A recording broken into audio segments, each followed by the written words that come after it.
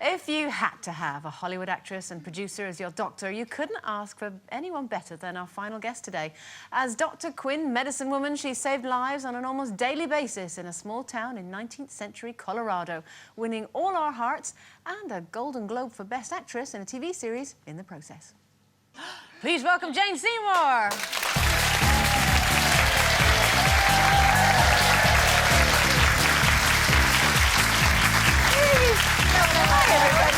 So great. Hello. Hello. Welcome to the programme. Lovely to see you. Thank you. What fun is this?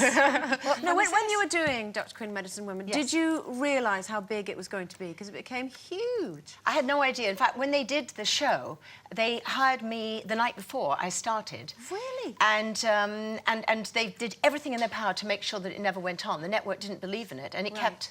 You know, and it made the top 10 the first 2 nights. And then also it did so well 7 years. Internationally as well. Yes, it's still playing in 98 countries. Jane, after all those years of playing a doctor, do people still recognise you as the doctor? And do they think you know anything about medicine? Absolutely. I get stopped all the time and they say, you know, this is aching, you know, this problem. And of course, the other thing is everyone thinks I'm an American. Because I was an American doctor, let's face it. Yeah. But now, you know, with Wedding Crashers, they have other questions. Well, the bit that we saw there, obviously, which summed up the series quite nicely, was, you know, who are you? We want a real doctor. It was one of the first girl power or women power type of programmes, really, wasn't it? It was, and I get the most amazing letters from people all the time who say that their daughter became a doctor because of Dr. Quinn. And then I get really great letters that somebody will say that their son said, you know, women can be doctors too. So I think it had an amazing impact, much more than I ever imagined. That's amazing. Yes. Why are you here at the moment? I am here. I did a photo shoot for CC for the, you know, the clothing thing you see on the high street, and I also designed jewellery. So I came and I did all of that. So that was fun. And you were talking about Fat Days and Madonna and everything. Now, don't start, Jane. No, I just want you to know this is the dress you want. Okay? Yes. There is room here. So this will cover. Do they do it in bigger sizes? They do. They do. They do. They do it in your size. They do it in every size. But you were also commenting on the royal wedding. I was commenting on the royal wedding. Oh my God. What did you say about the hats? Oh, yeah. Can we just mention that hat? Well, there were a couple of hats that were a little dodgy, and I too tactful, Jane. polite. No. Well, No. I did say that they reminded me of a panto I might have been in once.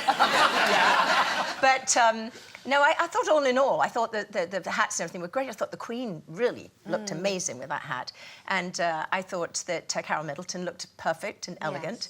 And I thought the dress was amazing. British, though. So proud. They had me covering this for 2.5 weeks. What am I going to talk about for 2.5 weeks? So what I did is I called up Prince William's secretary and I said, what would William and Kate like, you know, and how am I going to handle this? And they gave me some numbers of people I could call and things I could talk about and everything like that. And they said all they want is that everyone enjoys the day. And I think you have to say it was the most incredible day ever. Yeah. And I jumped over the barricades because I was in that, you know, that... I saw you, Yes. They carried me over in this very slinky dress. It was a bit of a dodgy manoeuvre, you know. Dodgy manoeuvre there, no panty lines, you know. Won't go any further. But I did go right there in the middle of, you know, in Buckingham Palace and everything. And I just thought the way the bobbies handled everything, you know, the way that all the people were there. And people had said to me, oh, it's going to be so dangerous in London. Yes. And it was quite the opposite, you know. There was nothing... Nobody was drunk, nobody was behaving badly. How Americans, back home in America, how important was it to them? Really important. They're still talking about it.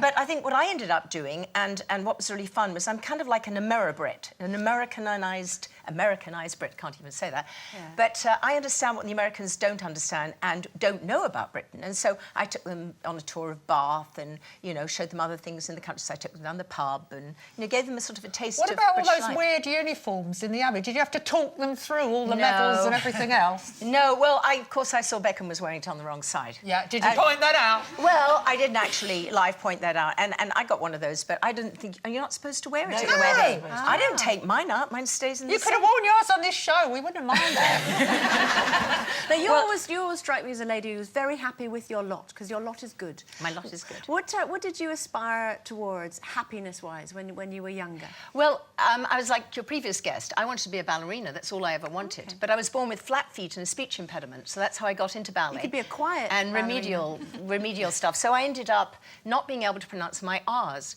I would say a wounder, wuggy, wox, wuggy. So anyway, basically, when you go to America, if you do an American accent, it's totally R's.